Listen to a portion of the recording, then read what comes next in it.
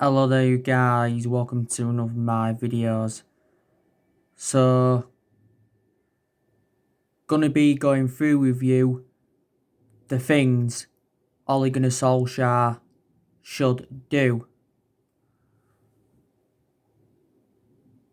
to bring more consistency at Manchester United. Now, I think one of the things he should do is use his best formation. Now, Ole Gunnar Solskjaer has gone a lot with the 4-2-3-1 formation since he got appointed in as Manchester United manager. But in a lot of games, that 4-2-3-1 formation hasn't really seemed to suit our standards. Now, in like the big games, he's gone with the 3-5-2 formation, and a few times he's gone with a 4-3-3 formation. I think a lot of Manchester United fans have said they want to see a diamond. Now, I think another one of the things Ole Gunnar Solskjaer should do is identify his best starting 11.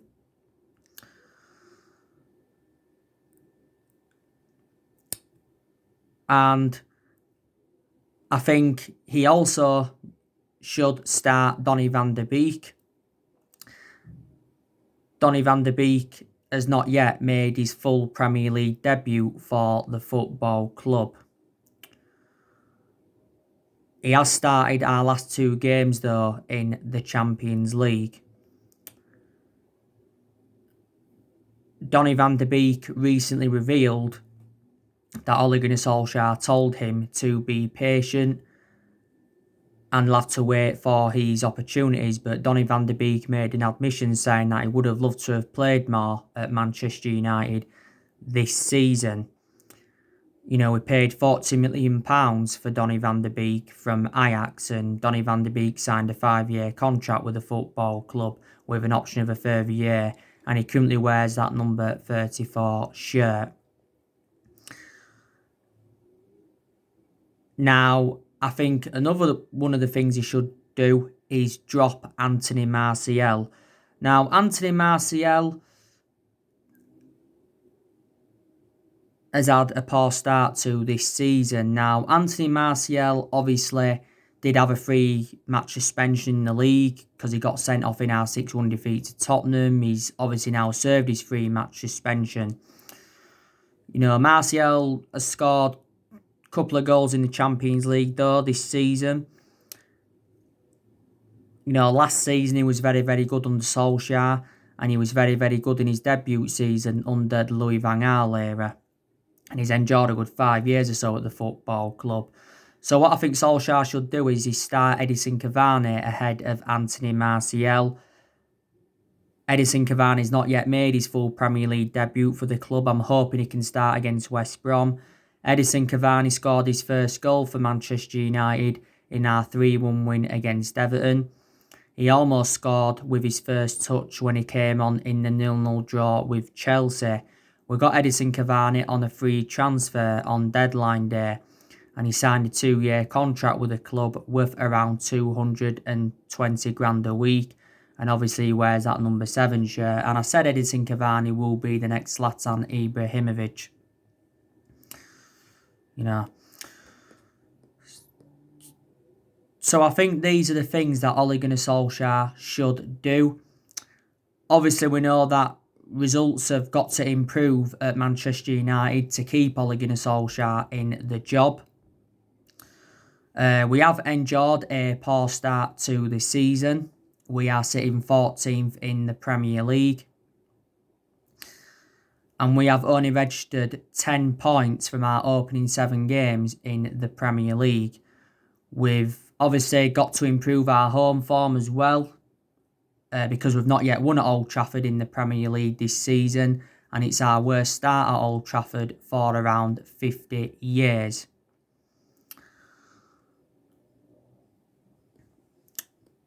Now, Ole Gunnar Solskjaer is still under pressure at Manchester United.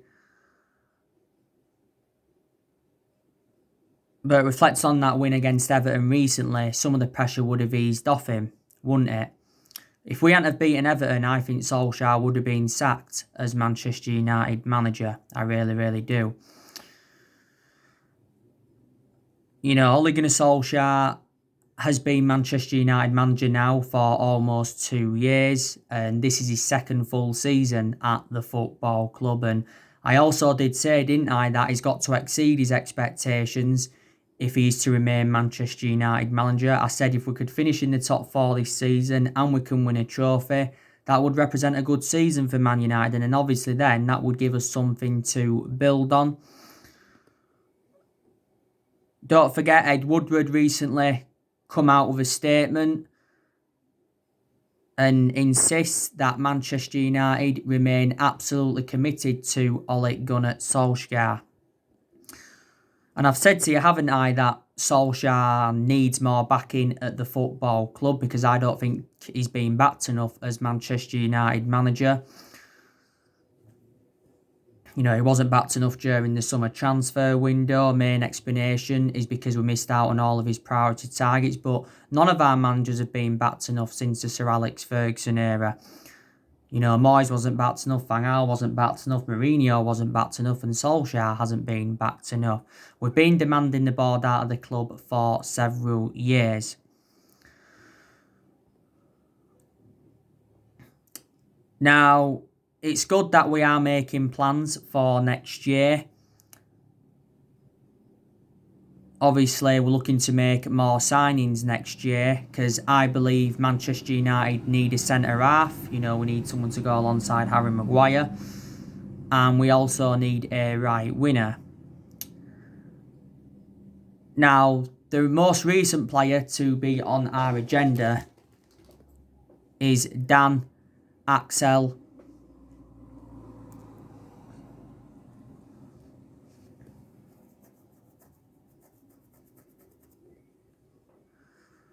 Zagadou from Borussia Dortmund. He's been at Borussia Dortmund now for around 3 years. He's made around 60 appearances for Dortmund in all competitions, and he has got a contract with Dortmund until 2022. And this story regarding Dan Axel Zagadou is stemming from Calcio Mercato.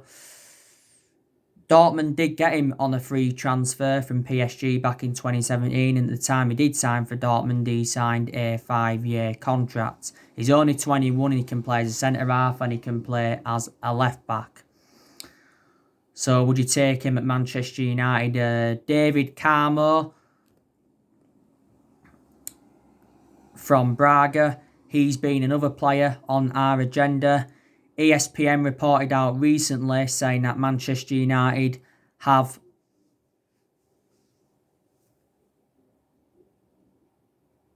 an interest in David Carmo.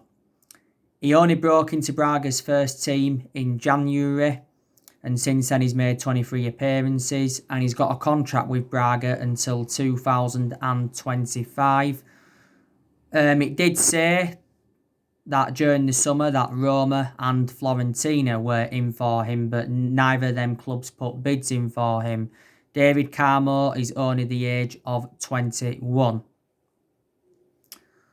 And he won the European Championships for the under-19s. So would you take him? Dayot Upamecano, he's been another player on our agenda. He's now Liverpool's top target because Liverpool have got an injury crisis. Obviously, they've got Virgil van Dijk out for the season. I think they've also got Joe Gomez out now for the season. So the only centre-half they've got available now is Joe Matip, and he's obviously injury-prone.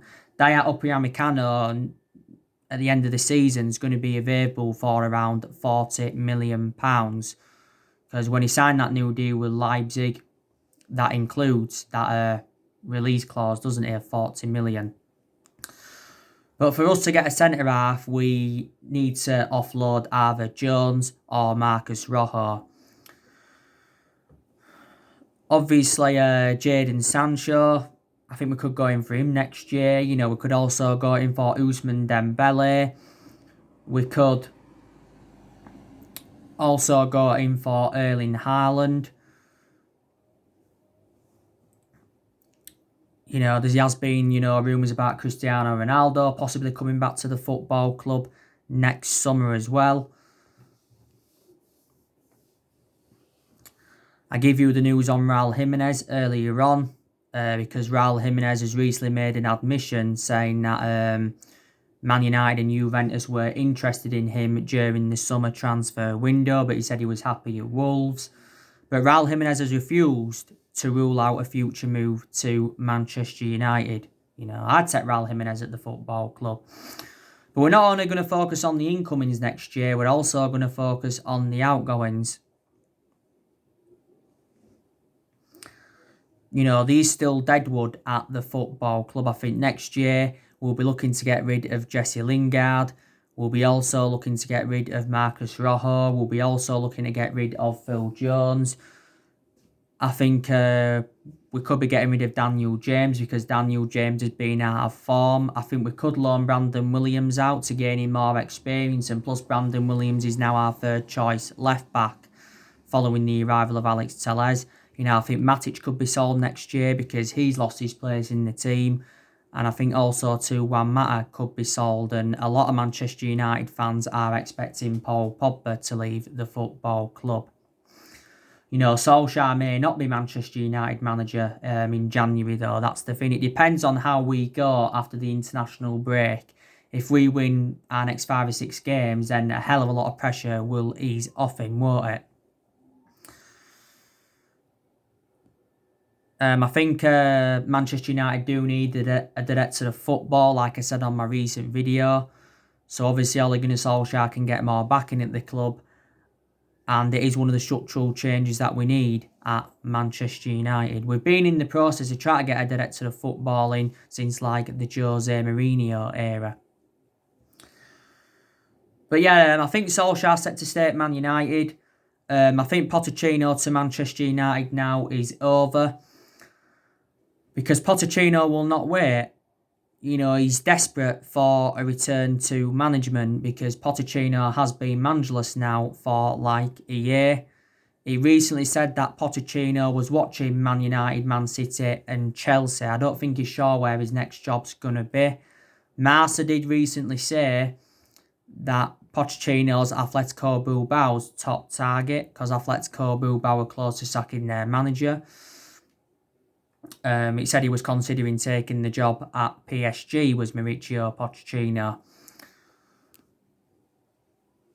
I think Pochettino is a better manager than Solskjaer because Pochettino's well proven in the Premier League and he's dealt with top players and his philosophy is good. The only element of concern about him is not won anything in terms of silverware as Pochettino. But he did endure 5.5 years with Tottenham, and analysing the vast majority of his tenure, Tottenham were competing in the top 4. He did guide Tottenham to their first ever Champions League final last year. Also guided them to a League Cup final and got them to 2 FA Cup semi-finals, didn't he? And he was backed at Tottenham by Daniel Levy and that. Before he was at Tottenham, he was at Southampton. He enjoyed a very, very short tenure at Southampton, but he guided Southampton to their highest ever finish. And before he was at Southampton, he was at Espanyol. So Pochettino so far has managed 3 clubs in his managerial career. David Ornstein recently said from The Athletic that he's not close to taking a job at the moment, but he's ready for a return to management. Pochettino was linked with a managerial role at Man United after Jose Mourinho had got sacked. Now, I've obviously been looking at Massimiliano Allegri as one of the alternatives, and it said the other week that we was looking at Julian Nagelsmann as another one of the alternatives, but it wouldn't really solve a lot sacking Ole Solskjaer. It really, really wouldn't. Because I like him a lot. He's a club legend. He was a great player for the club for 11 years. But my perceptions on him as a manager is totally contrast. I don't think he's good enough to succeed as a manager because he hasn't got that proven pedigree as a manager. Manchester United is the third club in his managerial career. Obviously, before he was with us, he was at Molde. He won a few Norwegian titles at Molde, but Molde are a big club. And before he was at Molde, he was at Cardiff. Ollie enjoyed a very, very short tenure with Cardiff. The main explanation he got sacked from Cardiff is because he ended up getting Cardiff relegated. Didn't he?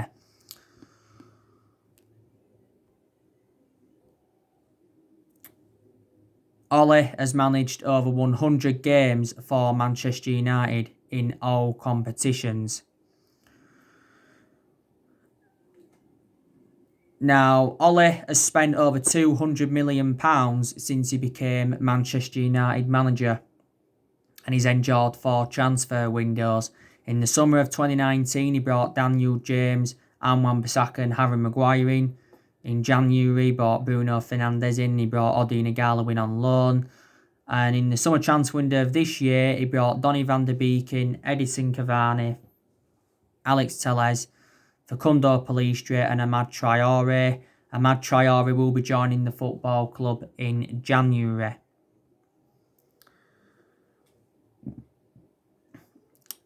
So there you go. I also like the way that Ollie has promoted the youth. He has got rid of a lot of players since he got recommended in as Manchester United manager. We've seen the likes of Lukaku, Herrera leave. I think they are 2 players Manchester United should have kept. We also let Darmian go. We let Smalling go on deadline day in the summer transfer window. He went to Roma. We let Fellaini go in January 2019. I think he was the first player to leave under Ollie. We also let Angel Gomez go. We let Sanchez go. We made the right decision by getting rid of Sanchez because I said, his wages were having a really, really bad effect on the football club. We let Ashley Young go in January. We let Valencia go in the summer of 2019. We've also loaned a few players out as well. We loaned James Garner out. We loaned Dylan Levitt out. We loaned Tahith Chong out. I think we loaned Joe Pereira out again for another season. We let Diego Dalot go out on loan to AC Milan. I think AC Milan want him permanently. And we let Andres Pereira go out on loan to Lazio. So yeah, a lot of players have left since he came in. Solsjaer has showed a lot of tactical flexibility in a lot of the big games. Our record against the top 6 sides has been pretty impressive, especially last season. I think we must have taken, 19, 20 points off the top 6 sides last season. Last season, Ollie beat Guardiola 3 times. He beat Frank Lampard 3 times. He's also beaten Jose Mourinho once. He's beaten PSG twice as a manager. He's beaten Julian Nagelsmann. There you go. And last season, he did very, very well, Solsjaer, because he guided us to 3 semi-finals. He got us qualification for the Champions League and he got us 3rd. And last season was his first full season at the football club, wasn't it? We've also extended a lot of players' contracts since Ollie came in. I agree with some of the players we give contracts to because some players did deserve new contracts, but I think there's some players we've given contracts to who we shouldn't have given contracts to. We've had some good periods under Ollie as well. Was it second part of last season, went on a 19-game unbeaten run in all competitions. 14 unbeaten in the Premier League we was. We did well in that 3-month period when Solskjaer was the interim manager. So these positives to take, like I've said.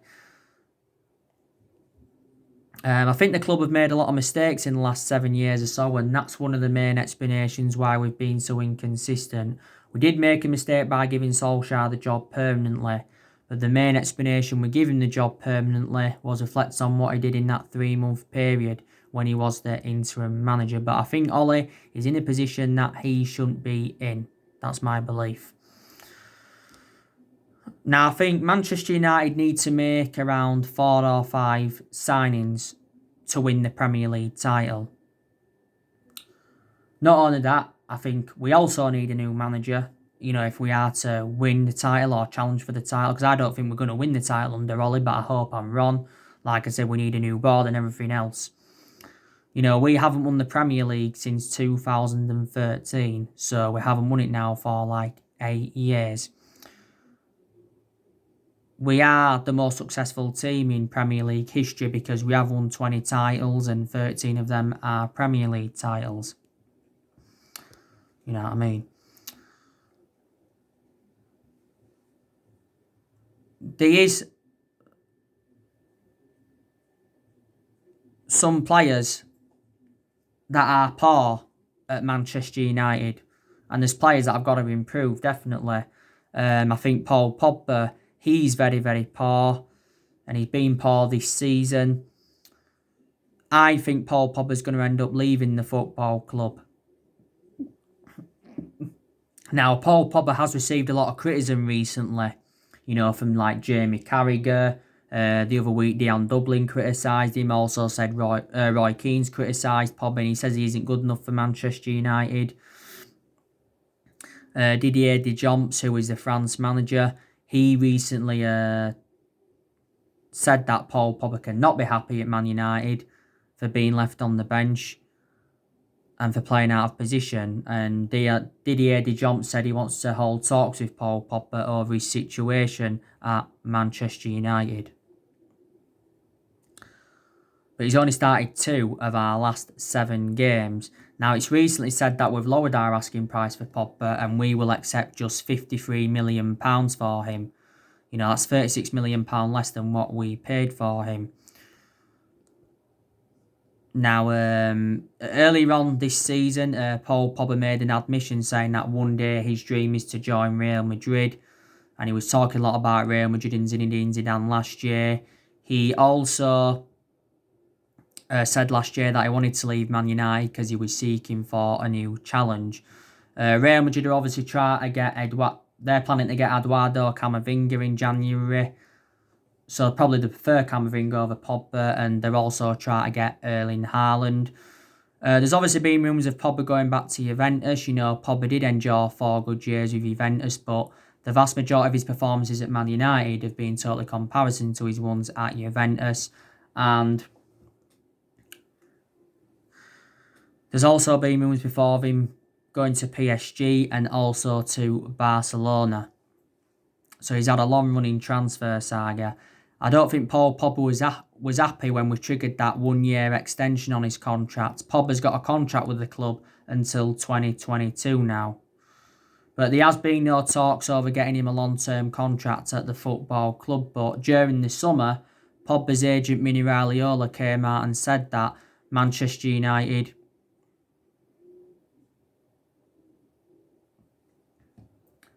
that Paul Pogba wanted to stay at Manchester United, and he said he would hold talks over a new long-term contract. This is what it had said. Pogba's into his 5th season at Man United since he rejoined, and he's made over 100 appearances for the club in all competitions. He's won 3 trophies at the club, and that was the Europa League, the League Cup and the Community Shield. He's hardly played this season. Last season, he hardly played because he was out with that ankle injury. Sustained a few injuries as a Manchester United player, was Paul Pogba. We paid £89 million for him, so as it stands at the moment, he is our most expensive signing, isn't he? Not only that, he's one of the highest paid players at the club because he's on 290 grand a week, Paul Pogba.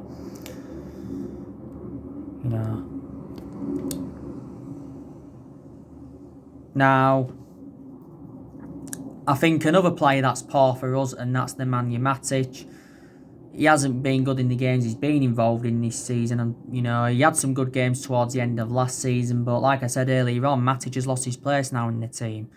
He's a pretty poor player now, obviously because he's aging up.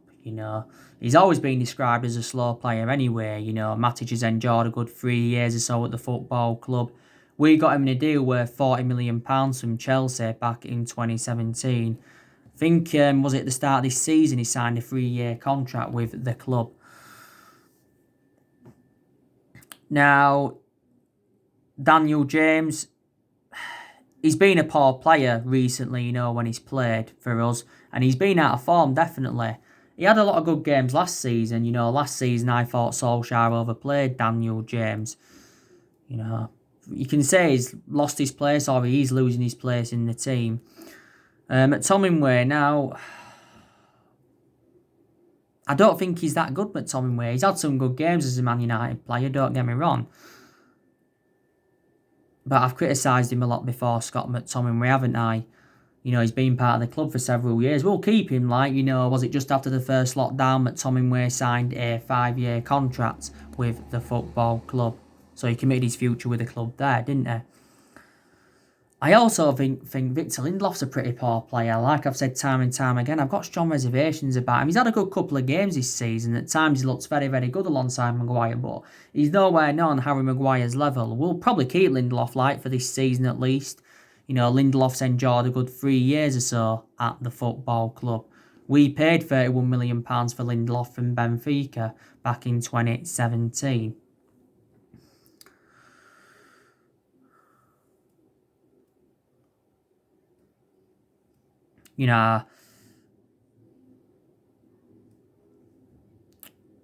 And obviously the other poor players is obviously Jesse Lingard. He was poor when he was playing. Lingard's been out of injury, hasn't he? He's close to returning, but he doesn't get in the team now regularly anyway. Phil Jones has been poor since he came to Manchester United. Jones has been with us since the Ferguson era. Rojo, he hasn't really established himself as a first team regular, has he, since he came in.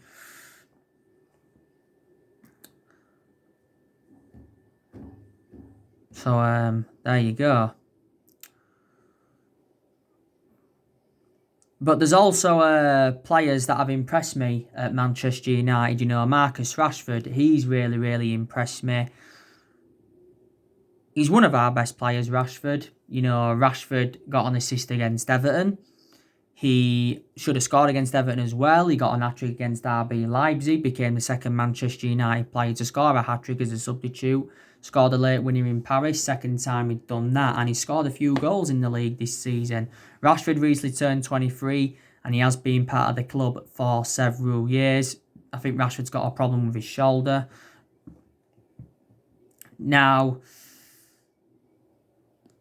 Bruno Fernandes, he's also really, really impressed me. Bruno Fernandes is Manchester United's best player, I'd say. Bruno Fernandes scored twice against Everton, also got an assist.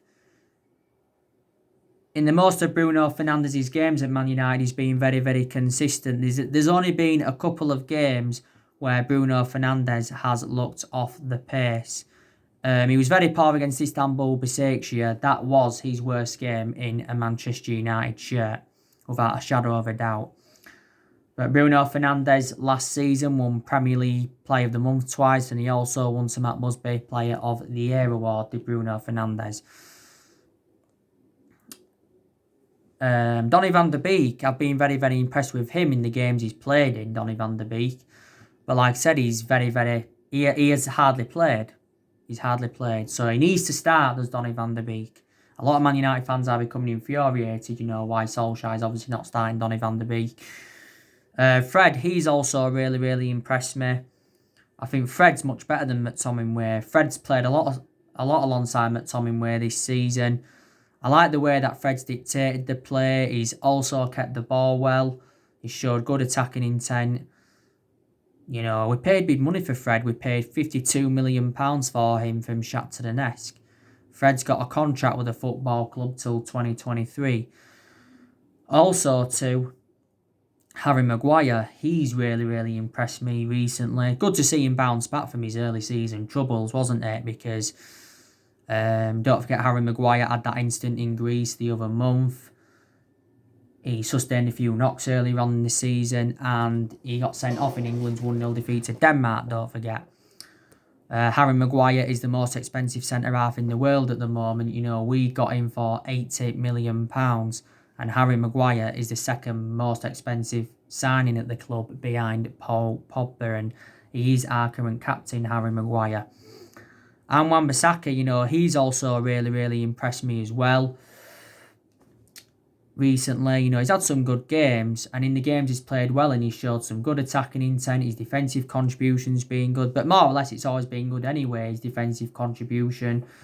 Don't forget how Wan-Bissaka scored his first goal for the club in the 4-1 win against Newcastle. This is Wan-Bissaka's second season at Man United. We got him in a deal worth £50 million from Crystal Palace in the summer of 2019. David De Gea, he's also rejuvenated himself. Made some very, very good saves in games this season. There's been a couple of games though where he hasn't really had much to do. But this is David De Gea's 10th season at the football club, and I said he will remain our number one this season. Juan Mata, you know, he's impressed me in the games he's played in this season. You know, he did well in both our Carabao Cup games against Luton and Brighton. He also did well in the Newcastle and the Chelsea games, did Juan Mata. My element of concern about Juan Mata now, though, he has lost that yard of pace and he's aging up. So they're the players, you know, that have actually impressed me. We're having a few issues out with Mason Greenwood. Mason Greenwood was left out of England's under-21 squad because of injuries and personal issues. Earlier on the season, he was withdrawn from the England squad with Phil Foden, wasn't he? It says we've got concerns over Mason Greenwood's attitude and lifestyle. Bruno Fernandes wasn't happy with him with his poor training session, which I think was last Friday, was it? But Solsjaer's been defending Mason Greenwood in recent weeks, you know what I mean? So, yeah. So, anyway, guys, that's really everything to update you with. And Man United have got a few injuries. So, yeah, we do play West Brom next week. So, the preview will be coming up either Thursday or Friday. So, anyway, guys, drop your comments, likes below on the channel. If you do, consider subscribe as always and take care. God bless. See you all again very, very soon. Thanks for watching.